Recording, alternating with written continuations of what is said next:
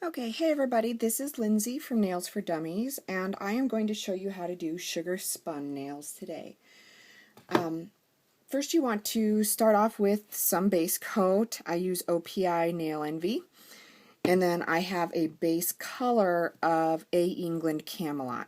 And I'm going to do a black and white sugar spun mani just so that you guys can see, because it'll have some good contrast. I'm just using Sally Hansen Extreme Wear White On. Okay, so you'll need your base color. You'll want the sugar color, or the, I don't know what you want to call it, your stringing color, I guess it would be. And, you know, some sort of dotting tool, or you could even use, you know, like a toothpick. Anything really, just something to string it with, I guess you could call it. So what you want to do is put down a glob of polish. And there's like absolutely no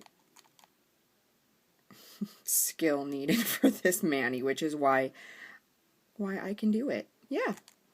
So you just put down a bunch of polish.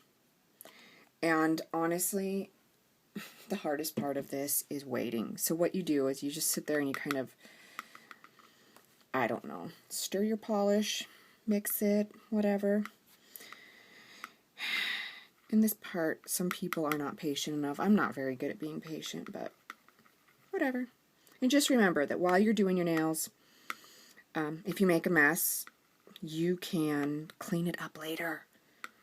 I know I hear a lot of people say, I made such a mess. And what we're waiting for here is, you notice how it will kind of give me a little bit of a string. I want to be able to pull up a string of polish like this high so that I can wrap it around my finger. So we're just basically waiting for this to dry out. I know that most of you have probably done manicures when, you know, you're doing dots or something and the polish gets so stringy you have to put a new spot of polish down. That's actually what we're aiming for. Ugh, I got a hair. Gross. And yes, you'll discover through my videos that I am weird. You know what? I'm okay with that. I'm okay with that. My mom bought me a keychain when I was a kid. I was probably about 10, and it said, I'm not weird, I'm gifted. So there. I'm not weird, I'm gifted. And honestly, if you try to be impatient with this, and you try to, you know, get those tiny little strings to go over your nails, you're not going to get that really raised texture that you're looking for. I know I did that the first time. I thought, well, if I can get it up that high, maybe I can just whip it across my nail. But you don't.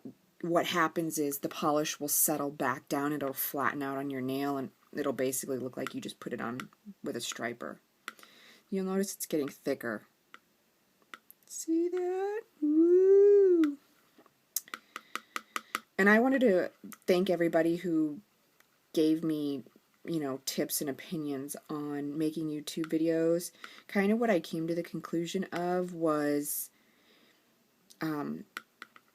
everybody likes something different. So basically the only thing I could do was please myself. And what that amounts to is talking during filming, because I feel like I'm connecting more. And I really like to do things for dummies. That's why I call myself Nails for Dummies. Is not that you guys are dumb. God, that sounds awful. But I like to do them real time, and I like to do them step by step so that you can see. You know, I don't want you to see just the parts where it turns out okay. I want you to see everything that I go through, and in real time. If you feel the need to fast forward through this part or put me on mute, go ahead. I'd put myself on mute probably. But I want people to see that, yes, this does take a long time. I don't want to, you know, time-lapse the video and be like, and have people say, I don't know why I waited for 30 seconds and my polish wasn't stringy. Well, because it takes longer than that. And I know some people don't like the chit-chat. I try to not stop filming for chit-chat, but you know, whatever happens. And I just don't do editing. I don't have time for that. So I don't have time to, you know, cut out the parts where I mess up or whatever. I actually have some videos that I've reshot like 3 times rather than edit it. Okay, now we're starting to get some stringy consistency. And basically all you're going to do is set your nail down next to your little pile of stringy polish, and you're just going to drag it over the top. That's all. And you'll notice it's only getting like half. That's because it's probably not quite as stringy as it needs to be yet, because my strings aren't long enough. So if you find that your strings are breaking off like halfway across the nail, unless you want to do like a zebra stripe, which would be really cool, you'll want to dry it out just a bit. And if you do a few from this side, you'll want to also start some from the other side, meaning put your nail over here on the other side of the puddle and string it across. Ooh, look at that. It depends on how gloopy you want yours. If you want them really fine, pull your string completely up and then across, and you can get some really fine ones. Or hold your nail closer if you want big globs.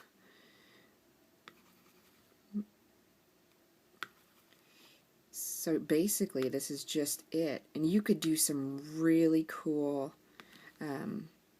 color combinations. My favorite one that I've ever seen was from Christina from Let Them Have Polish. She did a beautiful pink and purple sugar spun nails that really makes me want to go out and buy all the Sation polish. And it depends on how much you want of the texture on your nails. And I've also had to do more than just one puddle of polish, because it does get to the point where it's too dry.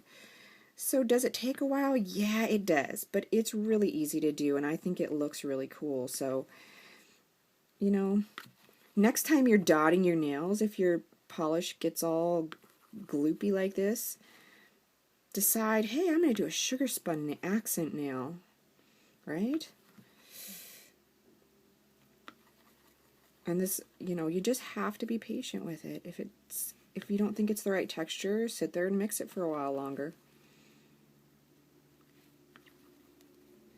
Just go back and forth from side to side until you get the, you know, coverage that you want.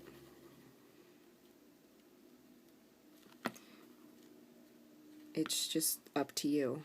And you'll notice, of course, that I have paint on the sides of the nails. Again, I'm just going to take an angled brush, dip in acetone, and clean that off. And it's that easy. Now, I know a lot of people have like decided to forego top coat on this look because they feel that it mutes the texture and they like the texture to show up. I put top coat on everything just because, I don't know, I have my hands are constantly in and out of water. I have small children, so if I didn't put a top coat on it, it would just chip right off, so I pretty much have to. And tell me, you know, in the comments below what you liked or didn't like about my video, and I will maybe take it into consideration. I'm just kidding. I do appreciate feedback, I really do, and feel free to tell me what you think. And the key when putting on a top coat, I hear a lot of people say it smears. The key to putting on a top coat is to don't put any pressure on the brush, and also don't try to, like, I don't know how to explain it. Get a ball of polish and pretend like you're sweeping the ball across your nail rather than trying to touch your nail with your polish brush. See, if you have plenty on there, you'll just sweep over the top. And I did smear a tiny bit on the tip. You might want to wait a little longer. I don't know, but the lighter of a touch you take, the better it will go. And you do have to be careful when you're doing black and white, especially because the colors will mix together. And then I just take more acetone and clean off the excess top coat, because I make a mess when I top coat, I really do. And that's pretty much it. Let me know what you think, and also let me know what you want to see next. I am open to ideas and always happy to help and share with you what I know. Talk to you guys later. Ciao.